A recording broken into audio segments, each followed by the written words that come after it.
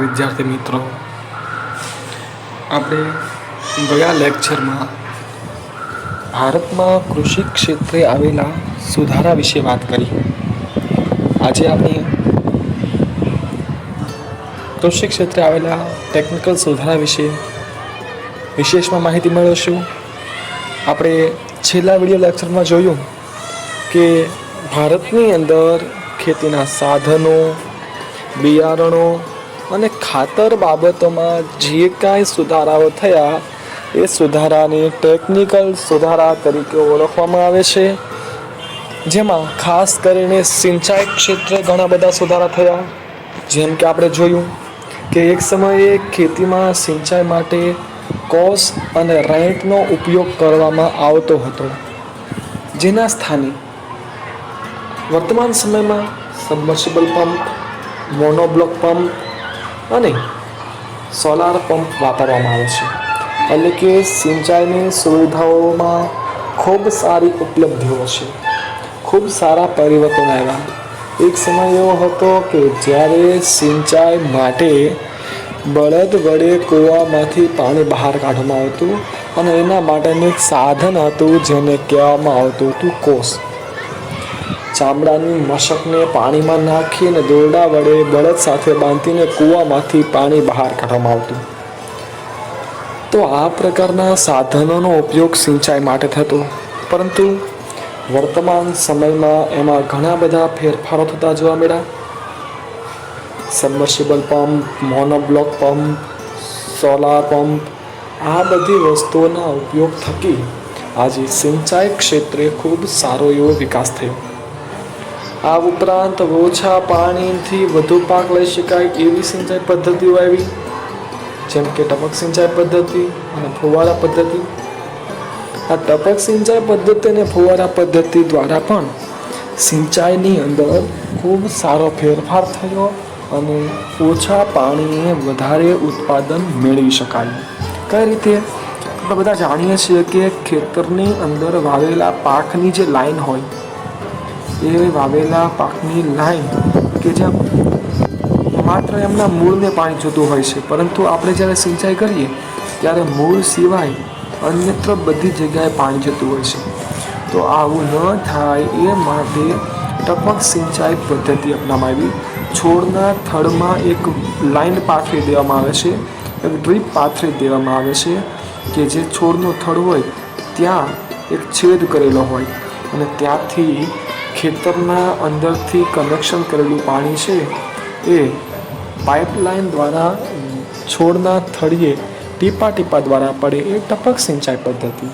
અને ફુવારા પદ્ધતિનો ઉપયોગ કરેલો હોય, ખેતરની વચ્ચે ચોક્કસ અંતરે ફુવારા ગોઠવેલા હોય કે જે વરસાદની માફક પાણી ખેતરને આપે છે, એટલે કે ઓછા પાણીએ વધારે પાક લઈ શકાય. આવી સુવિધાઓ સિંચાઈ ક્ષેત્રે ઉપલબ્ધ થઈ. તો આ છે કૃષિ ક્ષેત્રે આવેલો ટેકનિકલ સુધારો.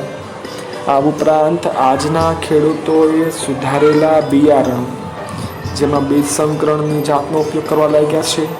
આ ઉપરાંત NPK, DAP, યુરિયા વગેરે જેવા રાસાયણિક ખાતરનો ઉપયોગ કરતો ખેડૂત થયો છે. જો એક સમયે માત્ર સેન્દ્રિય ખાતર અથવા દેશી ખાતર હતા, પરંતુ વર્તમાન સમયે ટેકનોલોજીને કારણે ખેતીની અંદર પાકનું ઉત્પાદન વધે એ માટે રાસાયણિક ખાતરનો ઉપયોગ કરવામાં આવે છે અને ખૂબ સારા પ્રમાણમાં. એમાં પણ ખાસ કરીને NPK, DAP અને યુરિયા ખાતર. જો NPK અને DAP આ બંનેના ફૂલ ફોર્મ, પૂરા નામ પરીક્ષામાં અવારનવાર પૂછાતા હોય છે, તો આપણે યાદ રાખવાના છે. NPK જેનું પૂરું નામ છે નાઇટ્રોજન, ફોસ્ફરસ, પોટાશ. DAP જેનું પૂરું નામ છે ડાય એમોનિયમ સલ્ફેટ. તો આ નાઇટ્રોજન, ફોસ્ફરસ, પોટાશ અને ડાય એમોનિયમ ફોસ્ફેટ એટલે કે NPK અને DAP. આ ઉપરાંત યુરિયા ખાતરનો પણ ખેતીમાં ઉપયોગ કરવામાં આવે છે અને એ ખેતી ક્ષેત્રે થયેલા સુધારાઓ દર્શાવે છે. કારણ કે આપણે આગળ જોયું કે સાધનો, બિયારણો અને ખાતરોમાં જે પરિવર્તન આવે એ ટેકનિકલ સુધારા છે. તો આ સિંચાઈ ક્ષેત્રમાં સુધારો આવ્યો, બિયારણ ક્ષેત્રમાં આ સુધારાઓ આવ્યા. તો એ ખેતી ક્ષેત્રે થયેલા ટેકનિકલ સુધારો છે. ત્યારબાદ વાત કરે છે કે બાયો ફર્ટિલાઇઝરનો ઉપયોગ થાય છે અને સરકાર દ્વારા બિયારણો તેમજ ખાતરો ખરીદવા માટે સહાય મળે છે. જો આ ઉપરાંત આ ખાતર જે ડીએપી, એનપીકે કે યુરિયા વાપરીએ છીએ, આ ઉપરાંત બાયો ફર્ટિલાઇઝર જે સેન્દ્રિય ખાતર આપણે કહી શકીએ, બરાબર, કમ્પોસ્ટ કરેલું ખાતર કે અન્ય કોઈ ખાતરોનો ઉપયોગ કરે છે. આ ઉપરાંત જૈવિક પ્રક્રિયા દ્વારા બનાવેલા ખાતરો વાપરવામાં આવે છે અને એ દ્વારા વાપરવામાં આવતા ખાતરો છે એમનો પણ ઉપયોગ કરવામાં આવી રહ્યો છે અને સરકાર દ્વારા પણ બિયારણો ખરીદવા ઉપર અને રાસાયણિક ખાતરો ખરીદવા ઉપર આર્થિક સહાય મળે છે. સરકાર દ્વારા જ જે તે બિયારણો કે ખાતરો ઉપર સહાયતા આપવામાં આવે છે, સબસિડી આપવામાં આવે છે. એટલે કે ખૂબ ઓછા પૈસે સરકાર તમને ખરીદવા માટે પોતાનો પૈસા રોકી અને તમને સસ્તા ભાવે જે તે વસ્તુ ઉપલબ્ધ કરાવે છે. તો આમ સરકાર દ્વારા બિયારણ ક્ષેત્રમાં રાસાયણિક ખાતરના સંદર્ભે આવા કેટલાક સુધારાઓ લાવવામાં આવ્યા, જેનો સમાવેશ આપણે ટેકનિકલ સુધારામાં કરી શકીએ.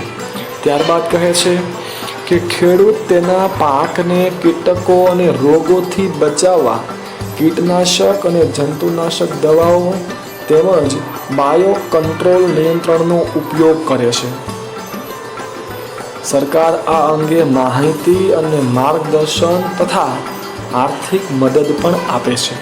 તો ખેડૂતો પોતાના પાકમાં કીટકો લાગી ગયા હોય અથવા તો કોઈ રોગ આવી ગયો હોય તો એનાથી બચવા માટે કીટનાશક દવાઓ, જંતુનાશક દવાઓ અને બાયો કંટ્રોલ એટલે કે જૈવિક પદ્ધતિ દ્વારા એમનું નિવારણ. આપણે સજીવ ખેતી ભણી ગયા, જેમાં આપણે જોયું હતું કે ગૌમૂત્રનો છંટકાવ, છાશના દ્રાવણનો છંટકાવ કે લીમડાના દ્રાવણનો છંટકાવ કરવામાં આવે અથવા તો જે તે ખાતરની જગ્યાએ કમ્પોસ્ટ ખાતર, અળસિયાનું ખાતર કે દેશી ચાણીનું ખાતરનો ઉપયોગ કરી અને પાકમાં વૃદ્ધિ થાય એ પ્રકારના પ્રયાસો, જેને જૈવિક ક્રિયાઓ કહેવાય. પણ જો ખેતરની અંદર કીટકો કે રોગ આવી ગયા હોય તો એમનાથી બચવા માટે કીટનાશક કે જંતુનાશક દવાઓ ઉપરાંત જૈવિક પદ્ધતિ દ્વારા વધારાના નિંદામણ થઈ ગયું હોય તો એ નિંદામણને હાથ ખેડ દ્વારા કે નિંદામણ દ્વારા આપણે એમને દૂર કરીએ છીએ. તો આ પ્રકારનો ઉપયોગ કરવામાં આવે છે અને સરકાર આ બધી બાબતો અંગે માહિતી પણ આપે છે અને આર્થિક મદદ પણ આપે છે.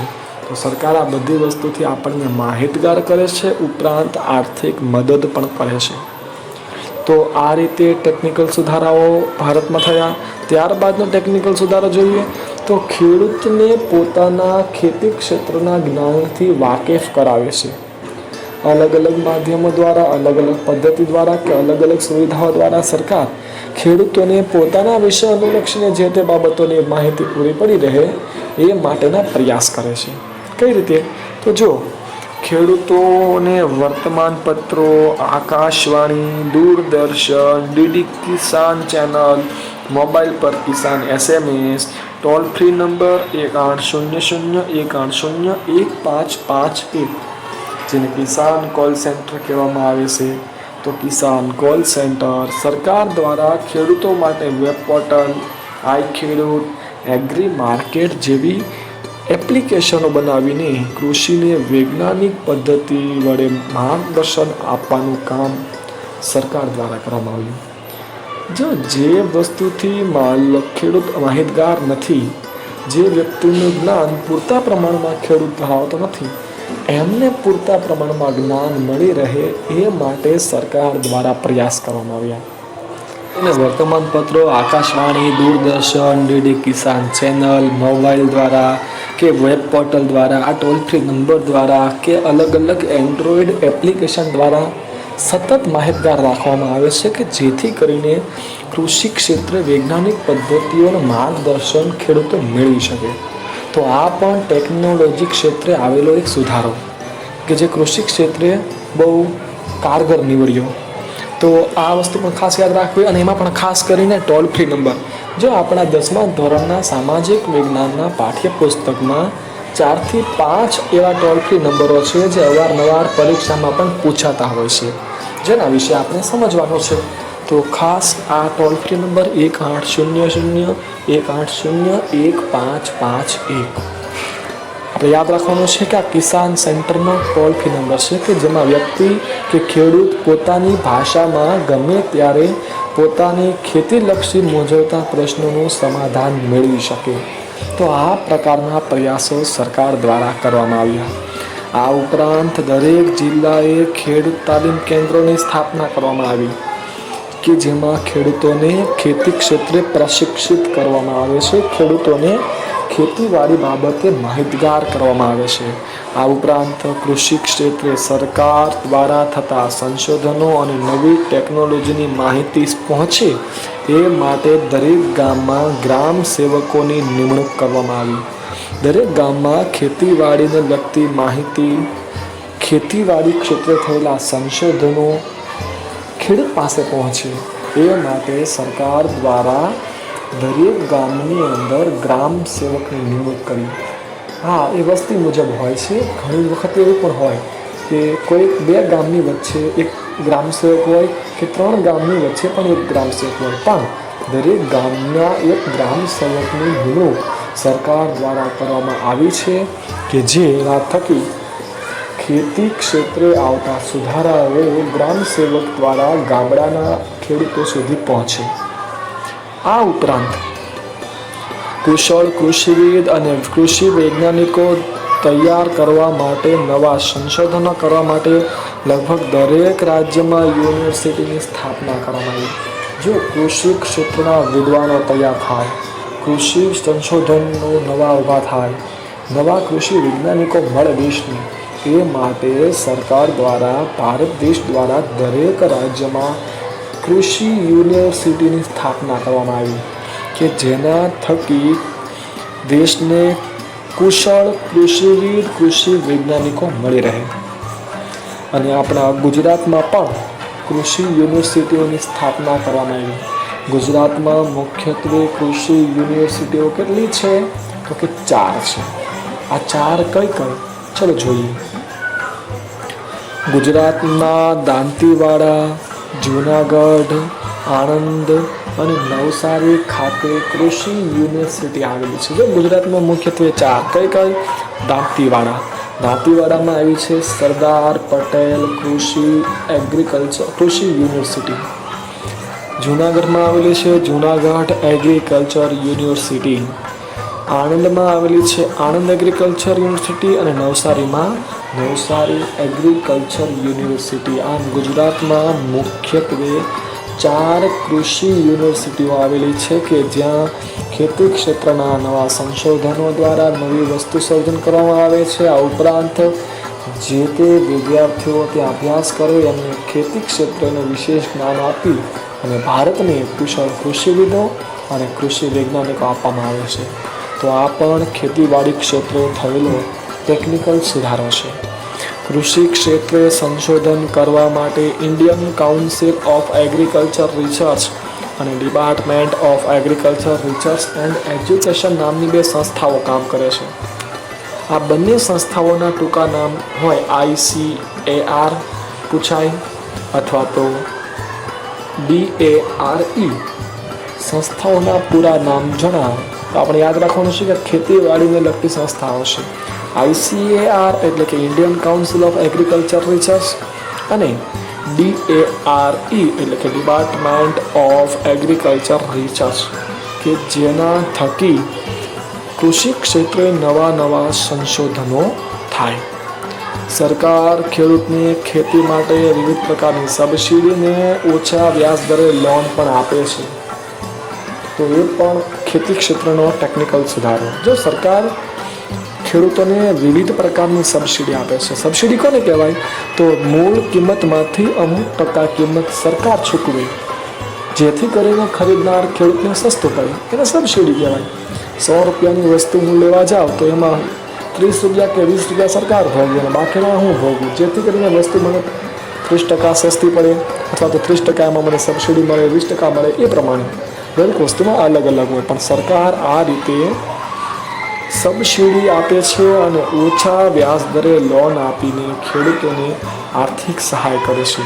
તો આમ એટલા ખેતી ક્ષેત્રના થયેલા સુધારાઓ હતા કે જેનો સમાવેશ આપણે ટેકનિકલ સુધારામાં કરી શકીએ. ફરી વખત એક ટૂંકમાં નજર મારી લઈએ. ખાસ યાદ રાખજો કે સાધનો, બિયારણો અને ખાતરોમાં જે પરિવર્તન આવે એને કહેવાય ટેકનિકલ સુધારા. જેમ કે એક સમયે ખેતરમાં સિંચાઈ માટે કોસને રેંટ હાંકતા હતા, અત્યારે સબમર્સિબલ પંપ, મોનોબ્લોક ને સોલાર પંપનો ઉપયોગ થાય છે. આ ઉપરાંત ટપક પદ્ધતિ, ફુવારા પદ્ધતિ આવી ગઈ.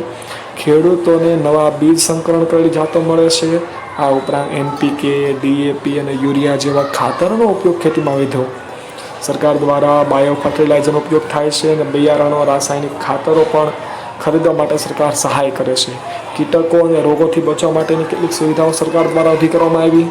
આ ઉપરાંત લોકો સતત માહિતગાર રહે એ માટે વર્તમાન પત્રોથી શરૂ કરીને આધુનિક એન્ડ્રોઈડ એપ્લિકેશન દ્વારા ખેડૂતોને જ્ઞાન આપવામાં આવે છે. દરેક જિલ્લામાં ખેડૂત તાલીમ કેન્દ્ર અને દરેક ગામની અંદર ગ્રામ સેવકોની નિમણૂક કરી કે જે નવા સંશોધનની માહિતી ખેડૂતો સુધી પહોંચાડી. આ ઉપરાંત નવા કૃષિવિદો અને વૈજ્ઞાનિકો મળે એ માટે યુનિવર્સિટીની સ્થાપના કરી. ગુજરાતમાં 4 યુનિવર્સિટી, દાંતીવાડા, જુનાગઢ, આણંદ અને નવસારી. આ ઉપરાંત ખેતી ક્ષેત્રે સંશોધન માટે સંસ્થાઓ કામ કરે છે. ICAR અને DARE એટલે કે Department of Agriculture Research and Education અને Indian Council of Agriculture Research એટલે કે ICAR સંસ્થા કામ કરે છે. અને આ ઉપરાંત વિવિધ વસ્તુઓ લેવા માટે સબસિડી અને ઓછા વ્યાજ દરે લોન સરકાર આપી અને ખેતી ક્ષેત્રે વિકાસ થાય આ પ્રકારના પ્રયાસો કરે છે. તો આ હતા કૃષિ ક્ષેત્રે આવેલા ટેકનિકલ સુધારા.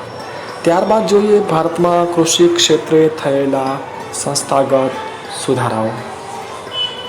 ભારતમાં કેન્દ્ર અને રાજ્ય સરકારે કૃષિ ક્ષેત્રે મહત્વના સંસ્થાગત સુધારા કર્યા, જેવા કે જમીનદારી પ્રથાને કારણે ખેડૂતોનું શોષણ થતું હતું, પરંતુ એ પ્રથા સરકાર દ્વારા બંધ કરવામાં આવી.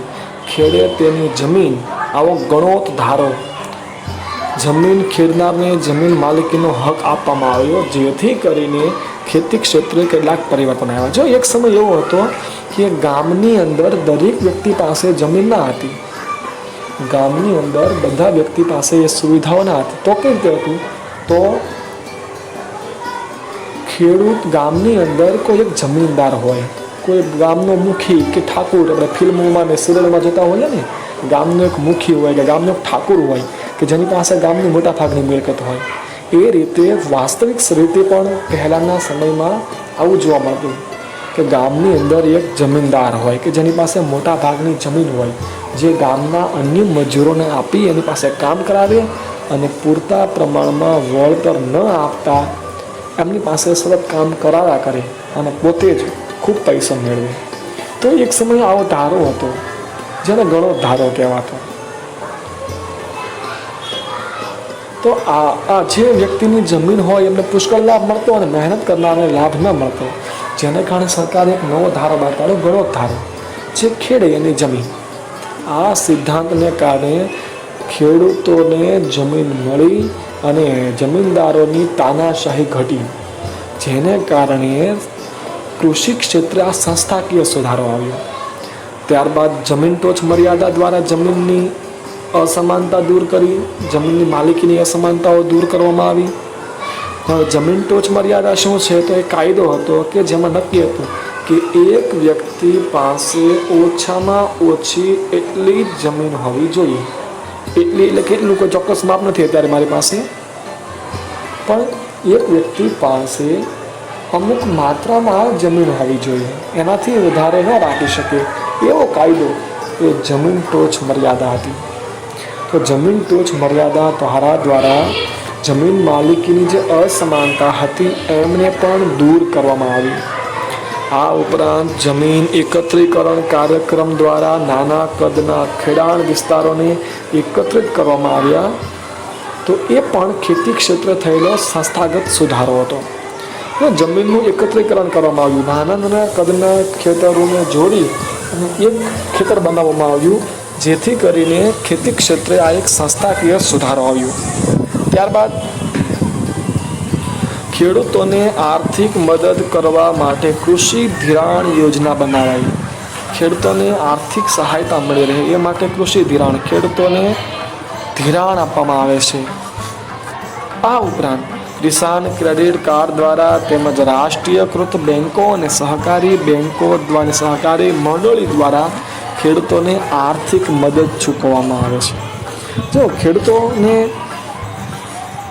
સહકારી બેન્કો દ્વારા, રાષ્ટ્રીયકૃત બેન્કો દ્વારા, કિસાન ક્રેડિટ કાર્ડ દ્વારા અને સહકારી મંડળી દ્વારા આર્થિક સહાય આપવામાં આવે છે અને ખેડૂતોને ધિરાણ આપવામાં આવે છે. તો આ રીતે પણ કૃષિ ક્ષેત્રમાં કેટલાક સુધારાઓ સરકાર દ્વારા થયા. બિયારણો, ખાતરો, જંતુનાશક દવાઓ, જે કોઈ વસ્તુ લેવી હોય તો એના માટે સરકાર સબસિડી અને આર્થિક સહાય આપે. બરાબર, જેની ચર્ચા આપણે અગાઉ કરી ગયા છીએ કે સરકાર દ્વારા બિયારણો લેવા માટે, ખાતરો લેવા માટે, જંતુનાશક દવાઓ લેવા માટે સહાય આપવામાં આવે છે. આ ઉપરાંત પ્રધાનમંત્રી પાક વીમા યોજના દ્વારા ખેડૂતોને ખેતી પાકોનું વીમાકીય રક્ષણ પૂરું પાડવામાં આવે છે. ખેડૂતો છે એમને ખેતી પાકોનું વીમાકીય રક્ષણ પૂરું પાડવામાં આવ્યું કે જેથી કરીને જો ખેતીના પાકોને કુદરતી રીતે નુકસાન થાય તો એમની ભરપાઈ સરકાર દ્વારા કરવામાં આવે અથવા એમાં કેટલીક સહાય સરકાર દ્વારા મળે. તો પ્રધાનમંત્રી પાક વીમા યોજના દ્વારા જો પાકને કોઈ નુકસાન થાય તો એ નુકસાનની અમુક ટકા ભરપાઈ સરકાર કરે એ માટેના પગલાં સરકારે ફેર્યા, જે કૃષિ ક્ષેત્રે થયેલો સંસ્થાગત સુધારો હતો. તો આમ ખેતી ક્ષેત્રે આવેલા સંસ્થાગત સુધારાઓ જણાવો. જો આવો પ્રશ્ન પૂછાય તો એમાં તમારે કઈ કઈ બાબતો નોંધવાની છે? તો પહેલી બાબતો કે જમીનદારી પ્રથા નાબૂદ કરી, ખેડે અને જમીન આવો હક મેળવ્યો, ગણત ધારો શરૂ કર્યો. આ ઉપરાંત જમીન ટોચ મર્યાદા નક્કી કરી કે એક વ્યક્તિ પાસે અમુક માત્રામાં જમીન હોવી જોઈએ. ત્યારબાદ જમીન એકત્રીકરણ કાર્યક્રમ દ્વારા નાના કદના ખેતરોને મોટા બનાવવામાં આવ્યા. ખેડૂતોને આર્થિક મદદ કરવા માટે કૃષિ ધિરાણ યોજનાઓ બનાવવામાં આવી કે જેના થકી ખેડૂતો છે એને આર્થિક સહાયતા મળી રહે. અને આર્થિક સહાયતા શા દ્વારા મળતી? તો ક્રેડિટ કાર્ડ, રાષ્ટ્રીયકૃત બેન્કો, સહકારી બેન્કો, સહકારી મંડળીઓ વગેરે દ્વારા. આ ઉપરાંત બિયારણો, ખાતરો, જંતુનાશક દવાઓ ખરીદવા માટે પણ આર્થિક સહાયતા અને સબસિડી મળી. અને પ્રધાનમંત્રી પાક વીમા યોજના દ્વારા પણ ખેડૂતોને પોતાના પાકનું વીમાકીય રક્ષણ મળ્યું. તો આમ ખેતી ક્ષેત્રે આ પ્રકારના સંસ્થાકીય સુધારાઓ થયા. તો પરીક્ષામાં ખાસ મહત્ત્વના બંને મુદ્દા ખેતી ક્ષેત્રે આવેલા ટેકનિકલ સુધારા અને સંસ્થાગત સુધારા વિશે ચર્ચા કરો. તો જેમાં આપણે આ બાબતોનું વિસ્તારથી સર્ચવાના છે, વિસ્તારથી સમજવાના છે. ત્યારબાદ મહત્ત્વનો મુદ્દો ખેતી ક્ષેત્રમાં ભરપૂર માત્રામાં વધારો થયો એ હરિયાળી ક્રાંતિ. હરિયાળી ક્રાંતિ કોને કહેવાય? તો કૃષિ ક્ષેત્રે જે અસાધારણ વધારો થયો ઉત્પાદનમાં એને હરિયાળી ક્રાંતિ કહેવાય. બરાબર, જોઈએ કઈ રીતે? તો સુધારેલા બિયારણો, રાસાયણિક ખાતરોનો વધેલો ઉપયોગ, ખેડૂતોનો પ્રચંડ પુરુષાર્થ, વીજ વિસ્તરણની વ્યાપક વ્યવસ્થા, સિંચાઈની સગવડોમાં થયેલો નોંધપાત્ર વધારો, આ બધા પરિબળોને કારણે ખેતીના ઉત્પાદનમાં જે અસાધારણ વધારો થયો એમને કહેવામાં આવે છે હરિયાળી ક્રાંતિ. જો કઈ કઈ બાબતો આવે છે તો ખાસ યાદ રાખવાની. સુધારેલા બિયારણો આવ્યા, રાસાયણિક ખાતરો આવ્યા, આ બધાનો ઉપયોગ વધારો થયો. ખેડૂતોએ ખૂબ મહેનત, પ્રચંડ અતિશય મહેનત કરી. વીજ વિતરણની વ્યાપક સુવિધાઓ થઈ, સિંચાઈની સગવડમાં વધારો થયો. આ બધી બાબતોને કારણે ખેતીમાં જે અસાધારણ વધારો થયો એમને કહેવામાં આવે છે હરિયાળી ક્રાંતિ. તો વ્યાખ્યા પૂછાય હરિયાળી ક્રાંતિ એટલે શું? તો લખવાનું કે સુધારેલા બિયારણો, જંતુનાશક દવાઓ, રાસાયણિક ખાતરનો વધતો ઉપયોગ, ખેડૂતોની પ્રચંડ મહેનત, વીજળીની સુવિધાઓ, સિંચાઈની સુવિધાઓ, આ બધી બાબતો સાથે જે ખેતી ક્ષેત્ર, આ બધી બાબતો આવતા ખેતી ક્ષેત્રે જે અસાધારણ વધારો થયો એમને કહેવામાં આવે છે ગ્રીન રેવોલ્યુશન એટલે કે હરિયાળી ક્રાંતિ. આ હરિયાળી ક્રાંતિ એ કૃષિ ઉત્પાદનોમાં વધારો કરવો એ છે.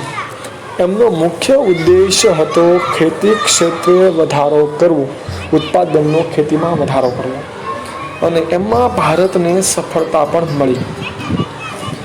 ખાસ કરીને યાદ રાખવાનું છે, ભારતને કયા પાકમાં હરિયાળી ક્રાંતિનો પૂરેપૂરો લાભ મળ્યો, અથવા તો હરિયાળી ક્રાંતિને કારણે ભારતમાં કયા પાકનું ઉત્પાદન પુષ્કળ વધ્યું? તો ઘઉં અને ડાંગર.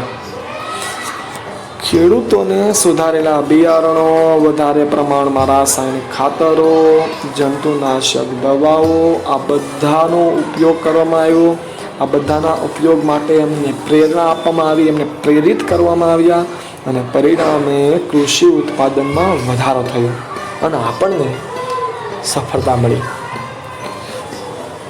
હરિયાળી ક્રાંતિને કારણે સૌથી વધારે ઉત્પાદનમાં વધારો થયો હોય, ઉત્પાદન બમણું 3 ગણું થઈ ગયું હોય, તો એ હતા 2 પાક, ઘઉં અને ડાંગર.